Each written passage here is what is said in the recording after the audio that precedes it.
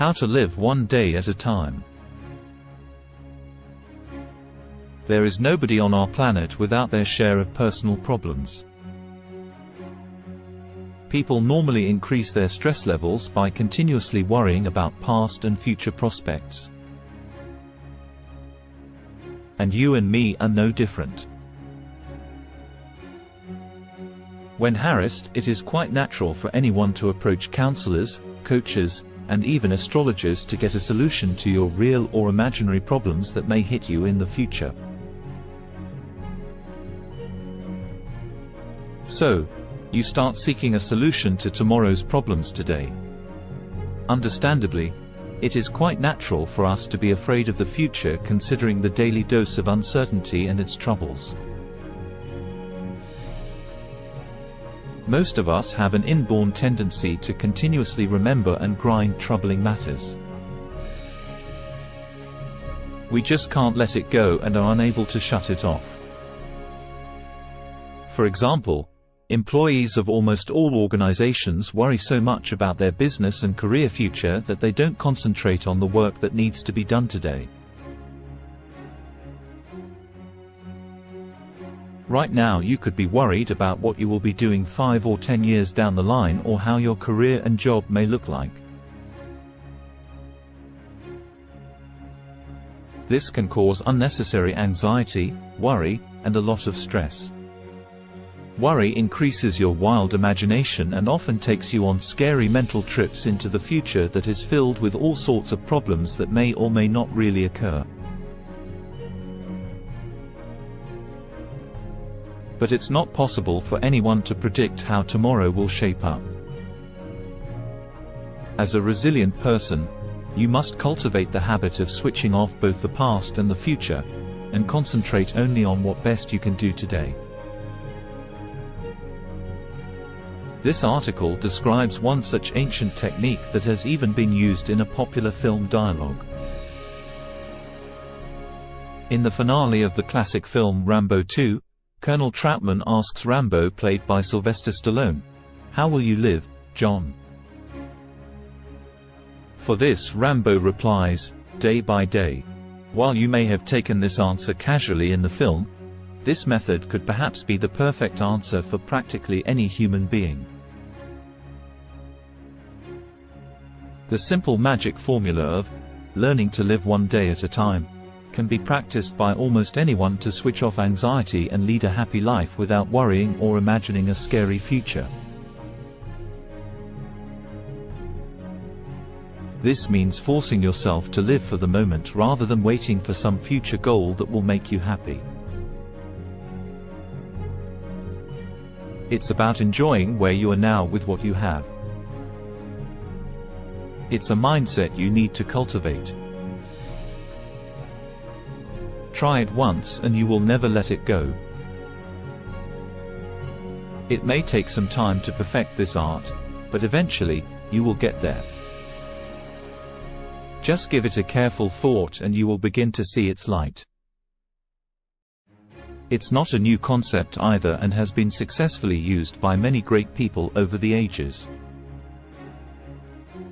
Sir William Osler, a famous physician and professor of medicine at Johns Hopkins School of Medicine, preached this concept of living in day-tight compartments, which is based on the saying, "Our main business is not to see what lies dimly at a distance, but to do what lies clearly at hand," by Thomas Carlyle, 1795 to 1881.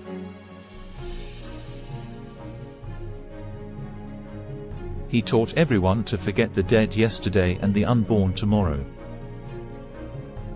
Instead, you just concentrate on doing your best on what is to be done today, and the future will take care of itself. Now you may argue that you don't or can't look at life one day at a time, or that life does not work this way. However, this method does not mean you become a saint, give up all desires, or there is no need to effectively prepare for the future. It only means the future should be taken care of by doing the right things today. What you do today determines what you can or cannot do tomorrow. Don't waste a good Sunday worrying about the impending Monday. Tips for practicing this technique. Learning to live one day at a time can shut off a lot of unnecessary stress from troubling you. If you want to become stress-free, you must switch off the past and future from haunting you. Even if you are faced with terrible problems, to begin with, postpone your pressing worry by about 3 hours, then by 3 more hours, and so on. In the meanwhile, think about possible solutions to eliminate the worry or how to solve the problem. Drag yourself from the worry by starting to do something else. Keep yourself busy and you will notice that the grinding worry would have paused during the time you were doing something. Concentrate your efforts on how to eliminate the problem you are anticipating.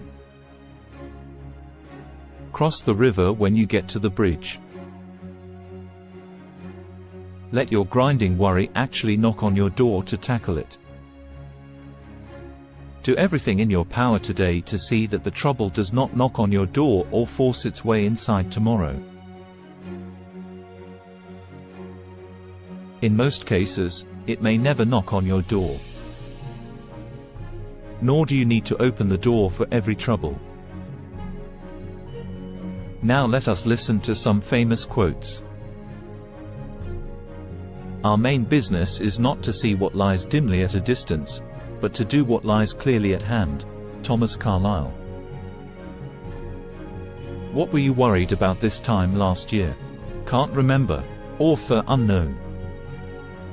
He who fears what he may suffer, already suffers what he fears. Old proverb. Each day comes bearing its own gifts. Untie the ribbons. Ruth Ann Shabaka. Today is the tomorrow you worried about yesterday. Author unknown. My life has been full of terrible misfortunes, most of which never happened. Michel de Montaigne. I've seen many troubles in my time, half of which never came true. Mark Twain.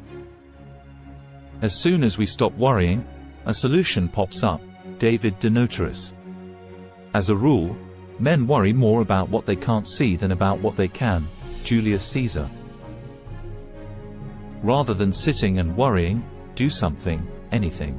Worrying is a waste of time. Catherine Pulsifer. Drag your thoughts away from your troubles, by the ears, by the heels, or any other way you can manage it. Mark Twain.